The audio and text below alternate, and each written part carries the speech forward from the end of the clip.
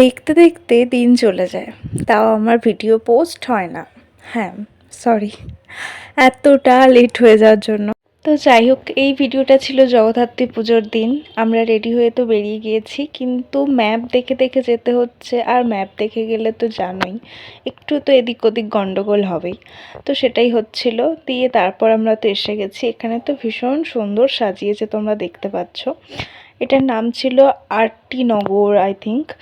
আর এটা ছিল কিন্তু আমাদের সেদিনের গ্রুপ, আমরা দুটো ফ্যামিলি মিলে গিয়েছিলাম। আর এখানে লাইটিংগুলো কিন্তু ভীষণ সুন্দর করেছে। জগদ্ধাত্রী পুজো আর লাইটিং হবে না, এটা কখনো হতে পারে? জানি জানি তোমরা ওখানে অনেক ঠাকুর দেখছো, আমরা নয় একটা দেখেই মন ভরালাম আর কি। আচ্ছা, আগে বরঞ্চ তোমরা প্রতিমাটাকেই দেখে নাও, দেখেছো কত সুন্দর মা আমাদের।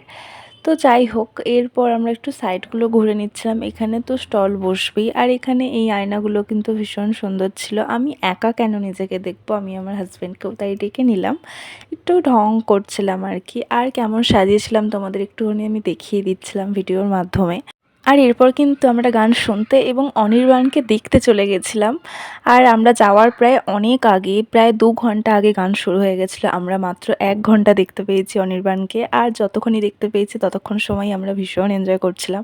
আচ্ছা, তোমরা যারা চিনতে পারছো না তাদেরকে একটু শর্টে বলে দিই, আমাদের বকুলতলায় ভিড় জমেছে যেই গানটা করেছিল অনির্বাণ, সেই অনির্বাণ। আমি দেবরাজ।